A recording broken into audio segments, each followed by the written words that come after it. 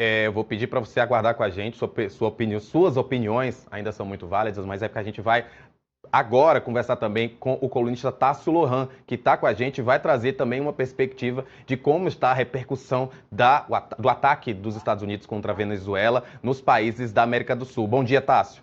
Bom dia, Rafa, tudo bem? É sempre um prazer estar aqui com você, especialmente nesse domingo, inclusive, de plantão aí, né? Exato, nosso último dia de plantão, bem quente, como a gente gosta, com muita notícia. E me conta, então, como é que está sendo essa repercussão? A gente já está aí com um pouco mais de um dia, os ataques aconteceram na madrugada do sábado, dia 3 de janeiro, houve então a captura, o Nicolás Maduro já inclusive passou a noite na prisão lá no Brooklyn, nos Estados Unidos. O que é que os países da América Latina estão aí repercutindo e quais as expectativas, já que a gente está tendo aí, vai ter reunião hoje à tarde, vai ter reunião amanhã no Conselho de Segurança? Exatamente, Rafa. Passou mais de 24 horas aí dessa captura do Nicolás Maduro pelos Estados Unidos e praticamente todos os países aqui da América do Sul se manifestaram sobre esse episódio. Alguns, obviamente, contra os Estados Unidos, repreendendo essa ação dos Estados Unidos, do governo de Donald Trump, outros a favor, vibrando ali com essa atitude, e outros, inclusive, numa posição ali talvez mais moderada, preservando ali talvez um diálogo, inclusive atrasando um pouco nessa manifestação. Como já está claro para todo mundo, o presidente Lula, né, questão fala aqui do Brasil, que é um dos principais países aqui da América do Sul, foi um dos primeiros a se manifestar.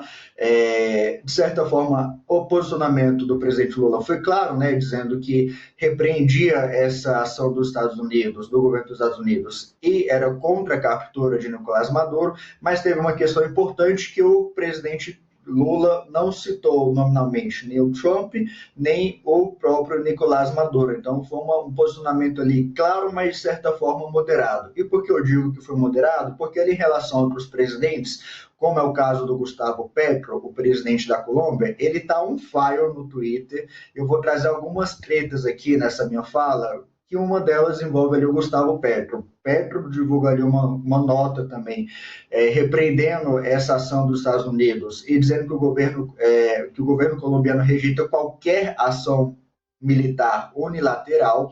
E o Gustavo Petro acabou arranjando algumas discussões, inclusive com o Elon Musk, né, que é o dono do X, né, o atual dono do X, o antigo Twitter. Se os meus colegas aí puderem botar o print aqui, né, na tela, né, o Elon Musk responde essa nota do Gustavo Petro com uma frase que ficou bastante conhecida, que é plata ou plumbo, né? Plata ou plomo, na verdade, né? Que é nada mais, nada menos atribuída ao narcotraficante colombiano, ao grande narcotraficante colombiano Pablo Escobar, né?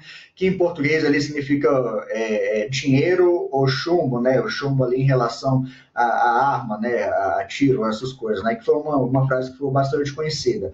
O Gustavo Petro, obviamente, não deixou barato, respondeu Elon Musk dizendo que o Elon Musk não deveria contestar essa pergunta, que não tem nem dinheiro, nem plata para oferecer, mas que ele só quer a liberdade do povo e tudo mais.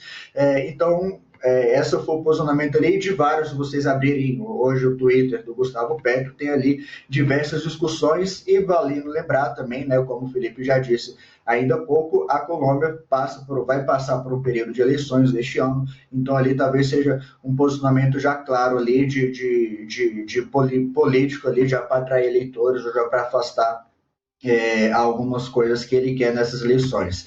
Vale lembrar também sobre essa questão do Otácio, Gustavo Petro, que o próprio... Oi. é só te lembrando, é só porque eu vou aproveitar que você está falando, que eu lembrei de uma matéria, porque mês passado o Donald Trump havia dito para o Gustavo Petro que eles seriam próximos, que a Colômbia seria o próximo. Ou seja, houve esse ataque na Venezuela, mas a promessa do Trump era de que o ataque seria contra a Colômbia. Ele disse que a Colômbia era muito hostil aos Estados Unidos. Só para dar esse contexto, que a treta ela tá vindo aí de muito longe, e apesar da gente ter essa expectativa de eleição, vai haver eleições em maio na Colômbia, temos aí 5 meses ainda, então vamos ver como é que vai escalonar, mas desculpa, era só porque eu queria botar, você estava falando, aproveitei, lembrei dessa frase do Donald Trump que aconteceu mês passado. Isso mesmo. Inclusive, ontem o Donald Trump voltou a citar o Gustavo Petro, né, dizendo que ele, abre aspas, tem que ficar esperto, né, dizendo que a Colômbia ali é uma rota de cocaína, tem fábricas de cocaína e que a droga que a Colômbia produz vai para os Estados Unidos. Então, o Donald Trump deu esse aviso claro para o Gustavo Petro, e o Gustavo Petro está aí on fire no Twitter, chegou até a divulgar ali alguma imagem ali, de certa forma, que estão dizendo que é falsa, que seria do ataque dos Estados Unidos à Venezuela, mas segundo algumas pessoas já estão identificado que é uma imagem, de certa forma, antiga, então tem sido bastante enérgico. Um outro país que também queria destacar aqui, que também teve treta aí publicamente, foi o Equador.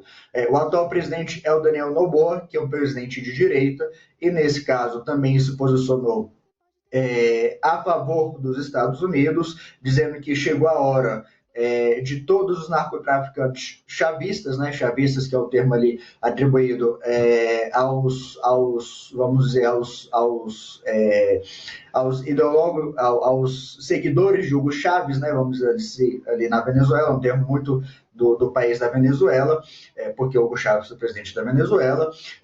Ele declarou também um apoio ali explícito à Maria Corina. Também, se a nossa equipe puder botar já essa resposta do Daniel Noboa, essa nota do Daniel Noboa aí na tela, fica legal. E ele diz, o Daniel Noboa diz também que tem um aliado, que a Maria Corina, né, que seria essa opositora na Venezuela, tem um aliado ali no Equador, já indicando que se eventualmente Maria Corina assumir, podem contar com o Equador. Só que aí, o Rafael Correa, que é o ex-presidente do Equador e é um ex-presidente de esquerda, aproveitou a nota ali do Daniel Noboa e foi atacar o atual presidente, dizendo que ele é o único criminoso traficante de drogas, que ele que tem que justificar a agressão contra o país soberano da América Latina, e que o Daniel seria um mesquinho, que rouba as eleições, que viola embaixadas, que mente, saqueia, sequestra e tortura.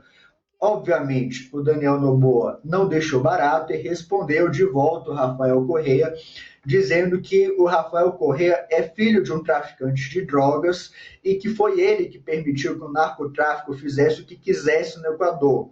Um problema que continuamos a combater até hoje, enquanto o Rafael Correa, segundo o Daniel Noboa, permanece foragido na Bélgica, vivendo no luxo. Né? Então é mais uma treta ali que se desenrolou com essa questão ali dos Estados Unidos na Venezuela, e também um terceiro que não chegou a ser treta, né, mas como você já sabe, o Javier Milei chegou a citar o presidente, a mostrar uma imagem do presidente Lula com o Nicolás Maduro, quando foi se manifestar ontem em relação a essa captura do Nicolás Maduro, mas o presidente Lula não respondeu e a treta não desenrolou. Foi um dos países ali que talvez não tenha avançado nessa questão, provavelmente porque o Lula não estava com o celular na mão, ele não tem celular, então não é ele mesmo que coordena as redes sociais, né? Ao contrário, por exemplo, do que deve ocorrer ali na Colômbia e no Equador.